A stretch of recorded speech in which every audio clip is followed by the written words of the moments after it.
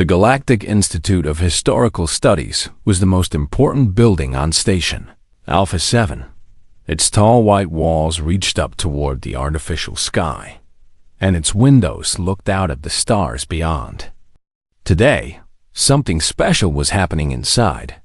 The galaxy's smartest history experts had come together for a big meeting. Dr. Kethrix walked into the main hall with 4 arms full of data tablets. She was from the planet Xeon, where all people had 4 arms and blue skin that changed colors when they felt excited.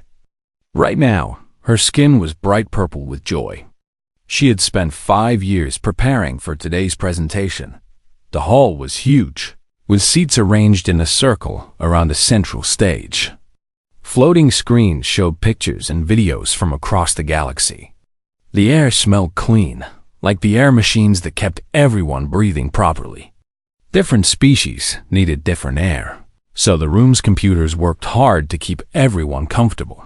A group of Vortex scholars sat in the front row. They looked like walking crystal formations, tall and sharp, with light glowing inside their bodies. When they talked, their voices sounded like wind chimes in a gentle breeze. They were very old and very wise, having lived for thousands of years. Near them sat 3 Nebulon representatives. They were not solid like other beings. Instead, they were clouds of gas that glowed with soft colors. They floated above special chairs made just for them. The Nebulans were probably the smartest species in the galaxy, but they were also very proud and thought other species were not as good as them. Many other alien species filled the seats. There were the 6-legged Krathen from the desert worlds, the plant-like Sylvani who needed special lights to stay healthy, and the small but very smart pinnacle folk who built the best machines in known space. In the back corner of the room, almost hidden from view, sat the humans. There were only 3 of them. Humans were still new to the galactic community.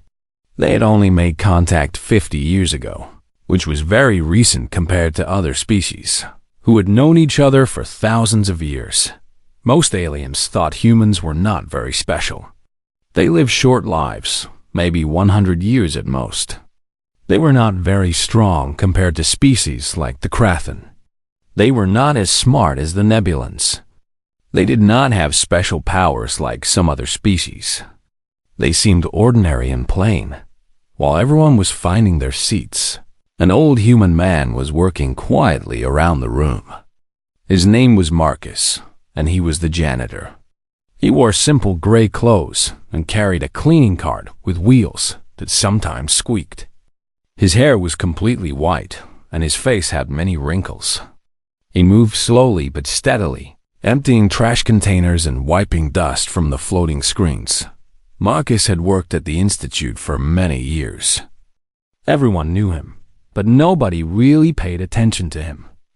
He was just part of the background, like the air machines or the lighting systems. He did his job well and never caused any trouble. Dr. Kethrix tested her presentation equipment one more time. The main screen showed the title of her talk, Legendary Last Stands Across Known Civilizations. She had studied the greatest defensive battles in galactic history.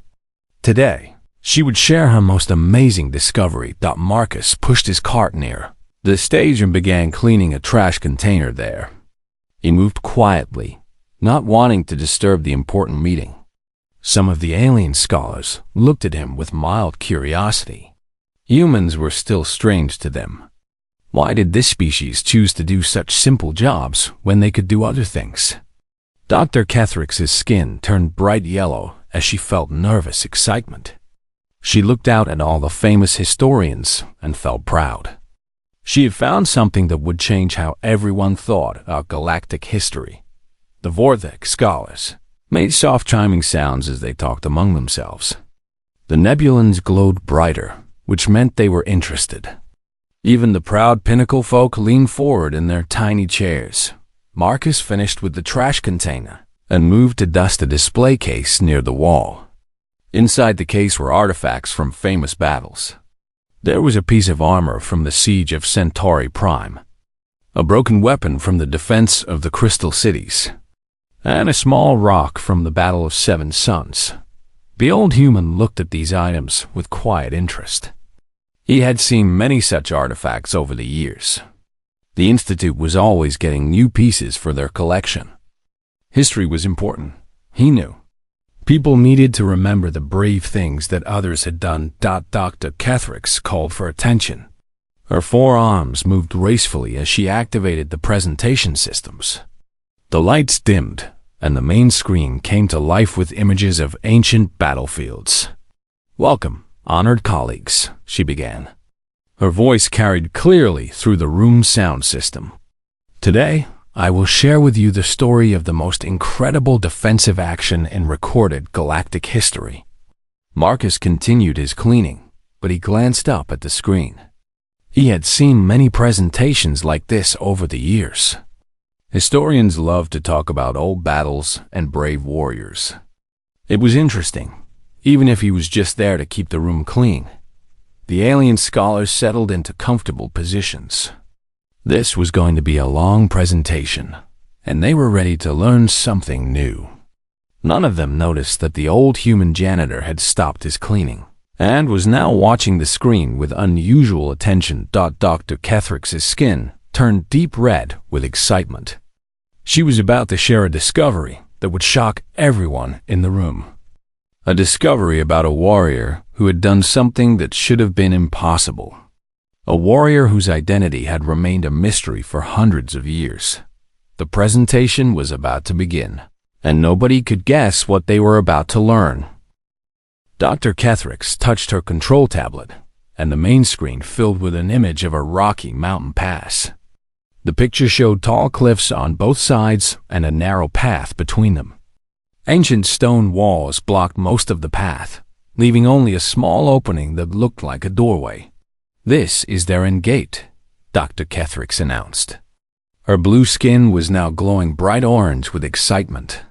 "It is located on the planet Zarian 4, in what we now call the Outer Territories. 847 standard years ago, something incredible happened here." The Vorthic scholars made their wind chime sounds, showing they were interested. The nebulan clouds glowed brighter and moved closer to get a better view.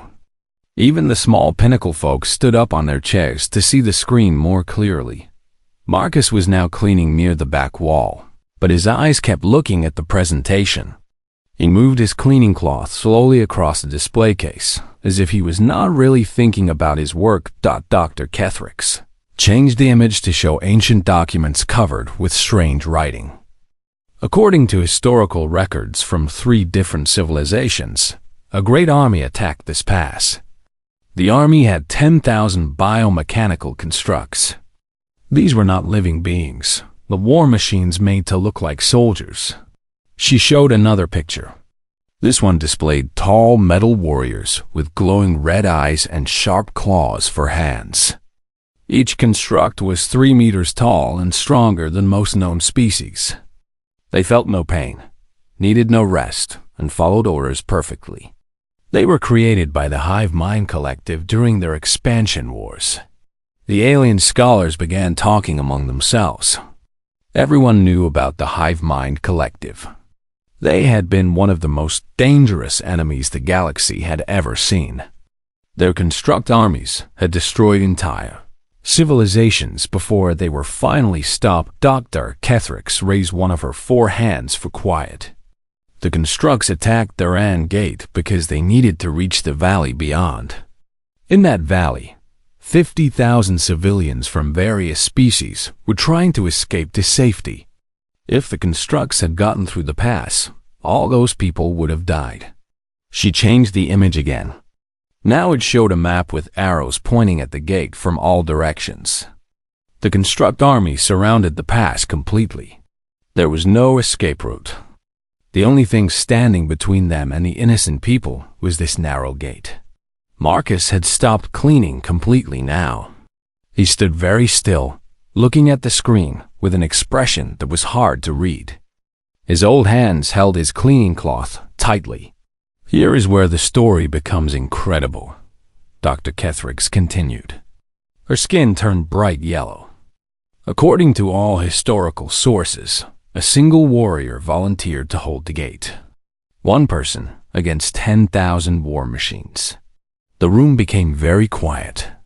The nebulan clouds stopped moving. The vorthic crystals dimmed as they focused all their attention on the presentation. Dr. Kethrix showed a new image. It was a battle scene painted by someone who had witnessed the fight. The painting showed the narrow gate filled with broken metal pieces from destroyed constructs. In the center stood a lone figure in dark armor, holding a weapon and surrounded by enemies. The warrior fought for 72 hours without stopping, Dr. Kethrix said. No food, no water, no rest. Every time the constructs tried to push through the gate, the warrior pushed them back. The historical records say that over 3,000 constructs were destroyed during the battle. A pinnacle folk scholar raised his tiny hand. Dr. Kethrix, surely this must be an exaggeration. No known species can fight for 72 hours without rest. The physical demands alone would be impossible. Dr. Kethrix nodded. That is what many historians have believed for centuries. Some think there were actually multiple warriors taking turns. Others suggest the warrior had some kind of advanced technology that we do not understand. A vorthic scholar spoke, her voice like gentle music. The painting shows only one figure. And look at the armor design. It appears to be quite primitive, not advanced technology. The Nebulon representative glowed bright blue, which meant disagreement. The story must be mythology, not history. Perhaps the numbers are wrong, or the time period is incorrect. Dr. Kethrix smiled with all four arms spread wide. That is what I thought too, until I found this. She touched her tablet, and the screen changed to show a video recording. The image was old and fuzzy, with static lines running through it. This is battlefield footage recovered from a damaged surveillance drone, she explained. The quality is poor because of the age and damage, but watch carefully. The video showed the gate from above. Thousands of metal constructs were attacking the narrow opening. In the center of the chaos, a single figure in armor fought them off. The person moved quickly, destroying construct after construct. Bodies of broken machines piled up around the gate. This recording proves that the warrior was real, Dr. Kethrix said. But it raises even more questions. Watch how the warrior moves. The speed, the strength, the endurance.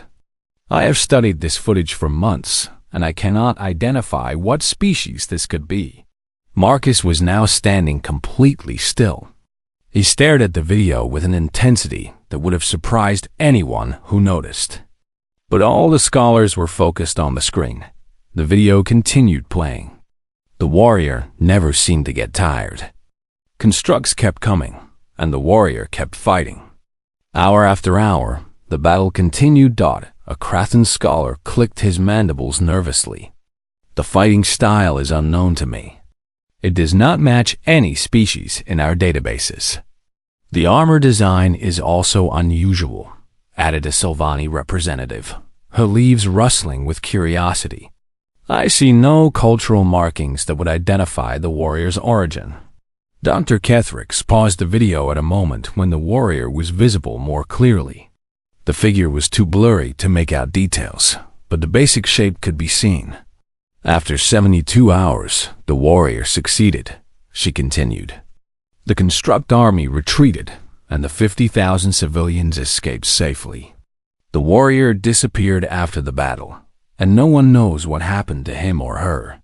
She changed to a final image showing the gate after the battle. The ground was covered with thousands of pieces of broken constructs. The ancient stone walls were damaged, but still standing. This is the greatest defensive action in known galactic history, Dr. Kethrix concluded. But the identity of the hero remains a complete mystery.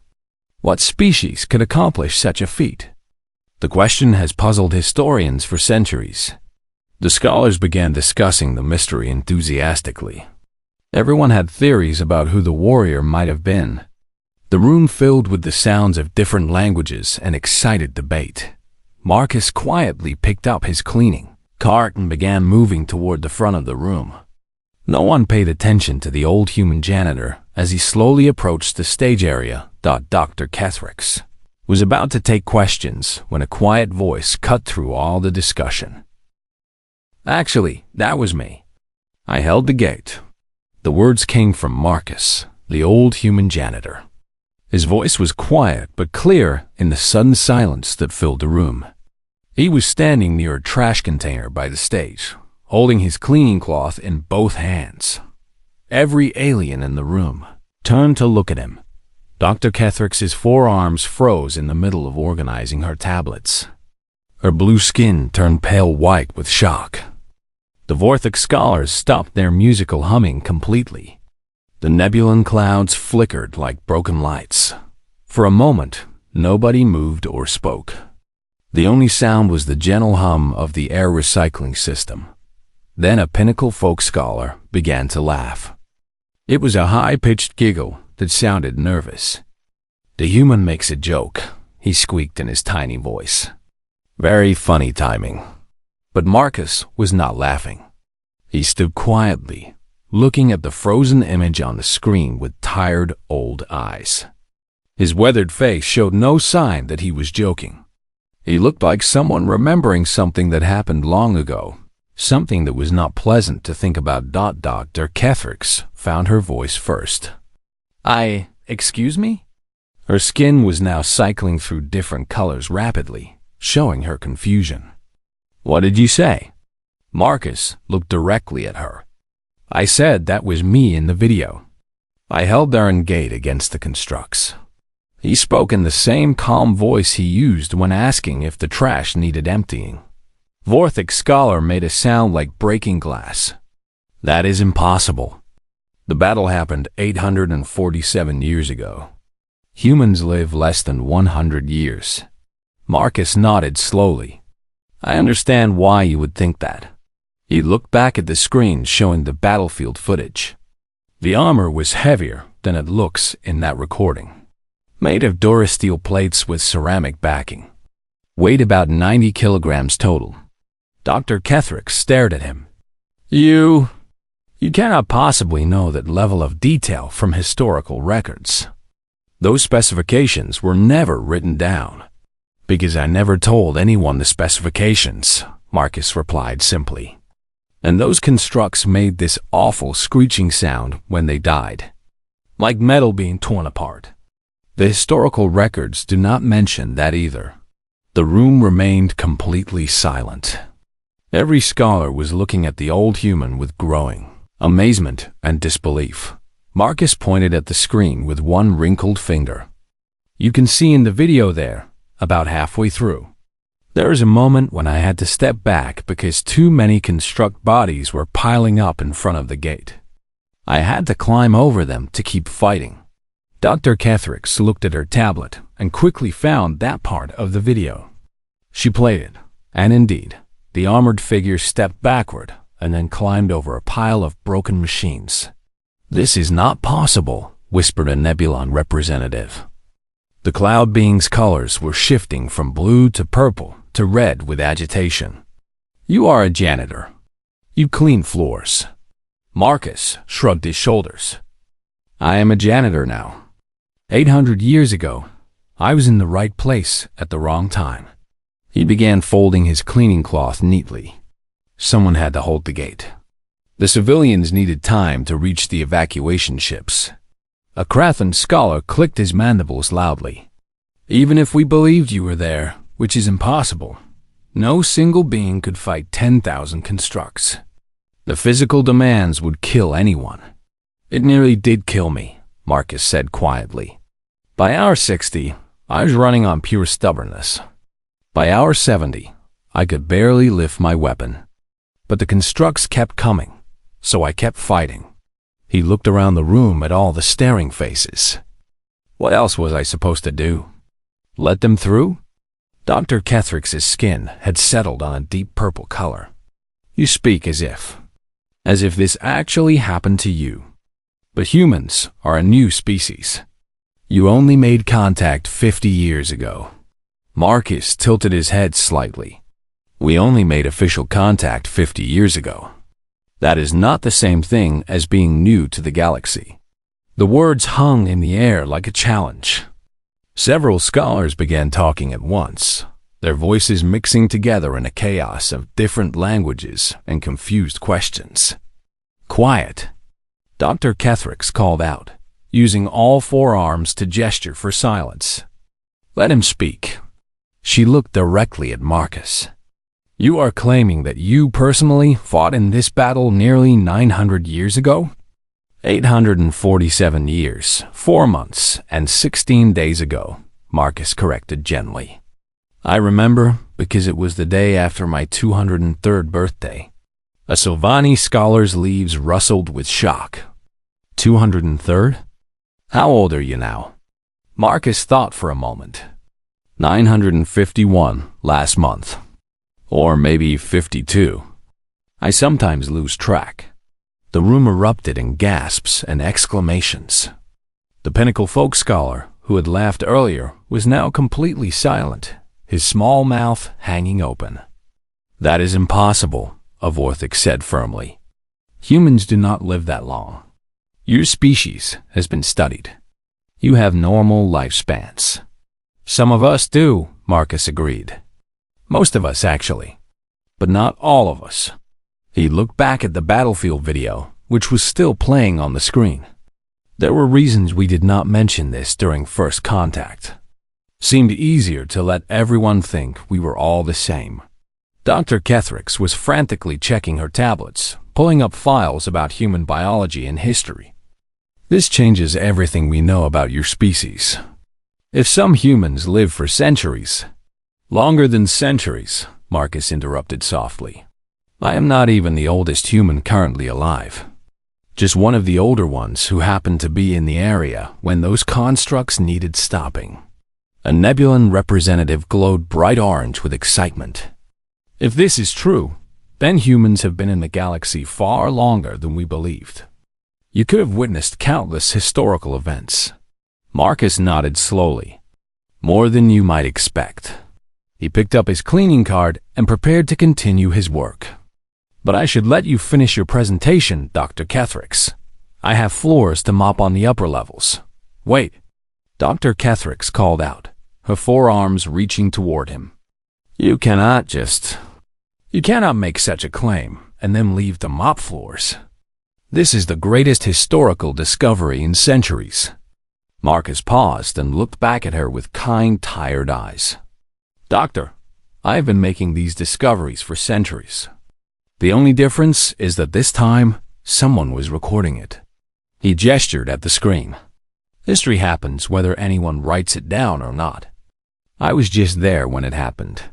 The old human began pushing his cart toward the exit, leaving behind a room full of the galaxy's most learned scholars sitting in stunned silence. Dr. Kethrix jumped up from her seat and ran after Marcus.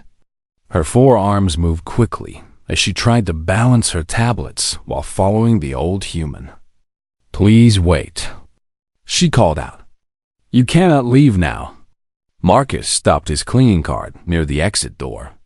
He turned around and looked at the frantic alien scholar with patient eyes. I really do need to finish my work, Doctor. The upper floors will not clean themselves. But this changes everything. Dr. Kethrix's skin was cycling through every color possible. If you are telling the truth, then human history is completely different from what we believe. The other scholars had now gathered around them. The Vorthic beings chimed softly with curiosity. The Nebulan clouds glowed bright with excitement. Everyone wanted to hear more. Marcus sighed gently.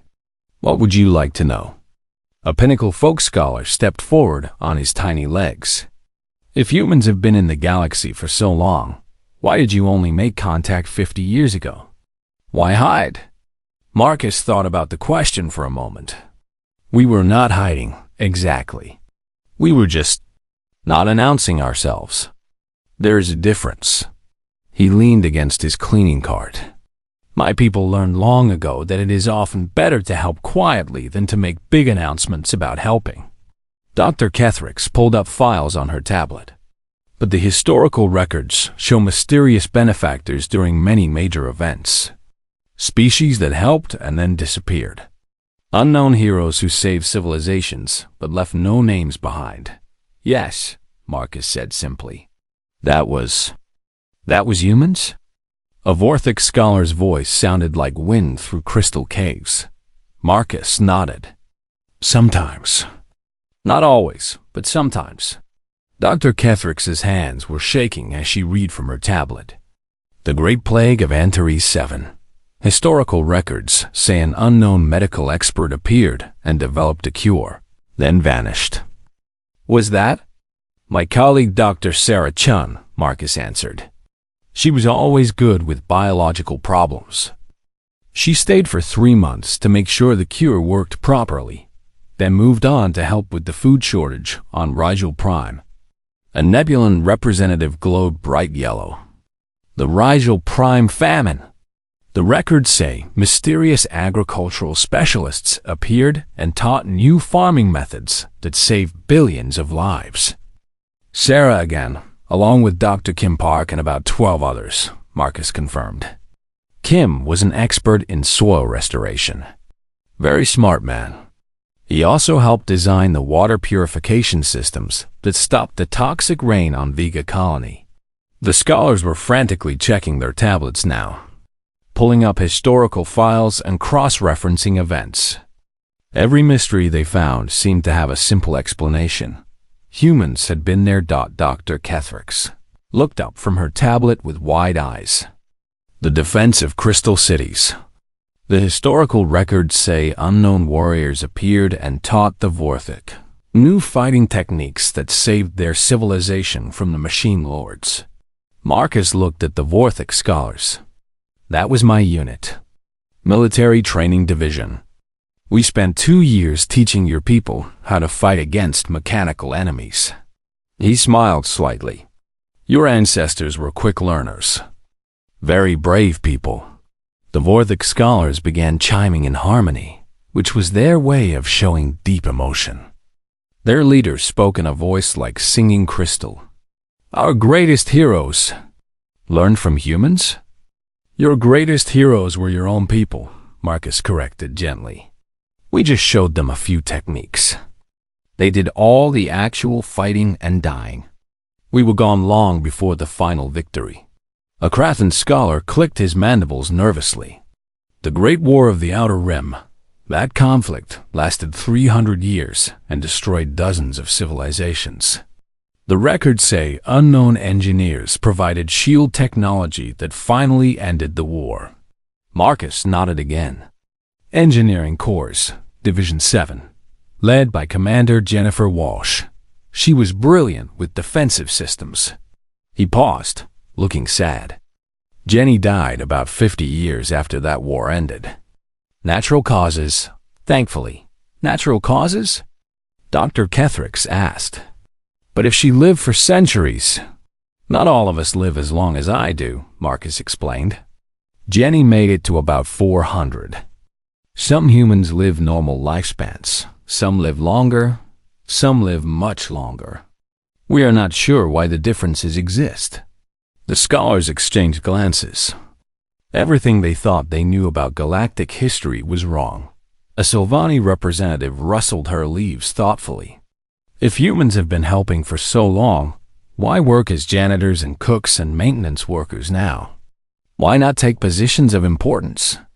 Marcus looked around at all the questioning faces. Because this is important work too. Someone has to keep the stations clean and the food prepared and the systems running. He gestured at the beautiful institute around them. All of this knowledge and learning is only possible because someone maintains the building. But you could be leaders, teachers, advisors, Dr. Kethrix protested. With your experience and knowledge.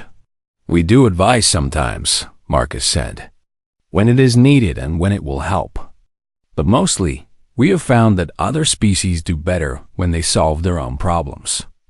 We just give a little help when things get desperate.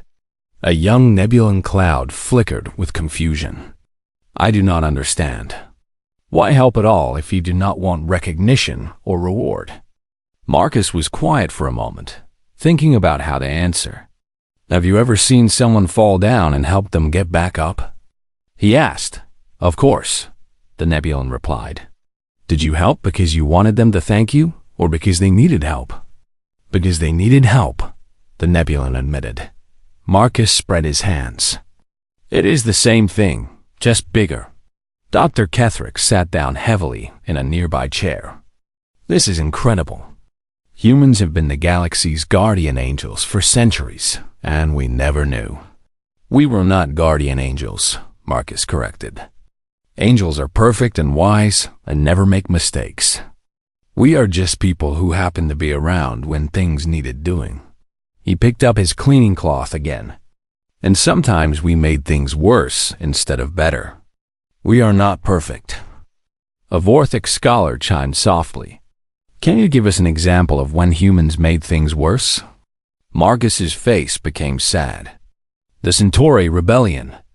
We thought we were helping the rebels fight against an oppressive government. But we did not understand the full situation. Our help made the war longer and bloodier. Many people died who did not need to die. He was quiet for a moment. We learned to be more careful after that. The room was silent as the scholars processed this information. Dr. Kethrix looked up at Marcus with new respect. How many of you are there? How many humans are living these long lives and helping from the shadows? Marcus thought about the question. Active in the galaxy? Maybe a few thousand. Most humans live normal lives on Earth or the colonies. Only some of us travel and help with galactic affairs. A few thousand, a pinnacle folk scholar repeated in wonder. A few thousand humans have been quietly maintaining galactic civilization for centuries. Marcus shrugged. Maintaining is too strong a word. Everyone maintains their own civilizations. We just help fix a few problems along the way. Marcus looked at the wall clock near the door. I really should finish my work now, he said politely. The evening shift will arrive soon, and they expect the floors to be clean. Dr. Kethrick stood up quickly, still holding her tablet with shaking hands. But we have so many more questions. This discovery will change how we understand all of galactic history. Marcus nodded patiently. I am sure it will. But history will still be there tomorrow, and the floors will not clean themselves today. He started pushing his cart toward the door again. A Vorthic scholar called out in her musical voice. Will you speak with us again? Will you help us correct the historical records? Marcus paused at the door. If you need help with something specific, I suppose I could answer a few questions during my lunch break. I usually eat in the small garden on level 5 around noon. The old human disappeared through the door, leaving behind a room full of the galaxy's most learned beings sitting in stunned silence. For several minutes, nobody spoke. The scholars just stared at the door where Marcus had gone, trying to process everything they had just learned. Dr. Kethrix finally broke the silence. Did that actually happen? She asked in a small voice. A pinnacle folk scholar laughed nervously. I think our understanding of the galaxy just changed completely. The Nebulan representatives were glowing in rapid patterns as they communicated with each other in their light language. Finally, their speaker turned back to the group. We must verify this information. If it is true, then every major historical event needs to be re-examined. Dr. Kethrix pulled up file after file on her tablet. Look at this pattern. Every mysterious benefactor, every unknown hero, every unexplained technological advancement that helps save civilizations.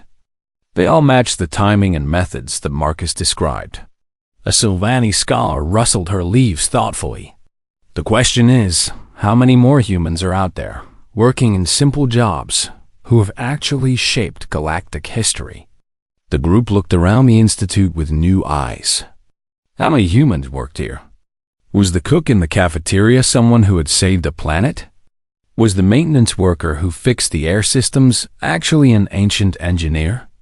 Dr. Kethrix activated the building's communication system. Computer, please provide a list of all human employees at this facility. The computer's voice responded immediately. 17 humans are currently employed at this facility. 12 in maintenance and cleaning positions, 3 in food service, 1 in transportation, and 1 in security. The scholars exchanged meaningful glances. 17 humans. How much history was walking through these halls every day? A Krathan scholar spoke slowly. If Marcus has been alive for nearly 1,000 years, and there are others like him, they would have witnessed the rise and fall of entire civilizations. More than witnessed, Dr. Kethrix corrected.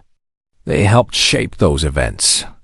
They were there during the critical moments, providing just enough help to tip the balance. A young Pinnacle Folk student who had been quiet until now raised his tiny hand. Professor, does this mean humans have been protecting us this whole time? Like parents watching over children? Dr. Kethrix considered the question carefully. Not like parents, she said finally. Parents guide and direct their children. From what Marcus described, humans help, but then step back and let each species find their own way. More like helpful neighbors. A Vorthic elder chimed softly. The humans taught our ancestors to defend themselves, but they did not fight our battles for us. They provided the tools and knowledge, then left us to use them. Which explains why so many civilizations developed strength and independence, a Nebulan added. If humans had taken control, we might have become dependent on them instead of learning to help ourselves. Dr. Kethrix was reading through historical files with new understanding. Look at this timeline. Every time a civilization faced extinction-level threats, mysterious help appeared. Just enough to give them a chance to save themselves. And then the helpers vanished, as Sovani noted.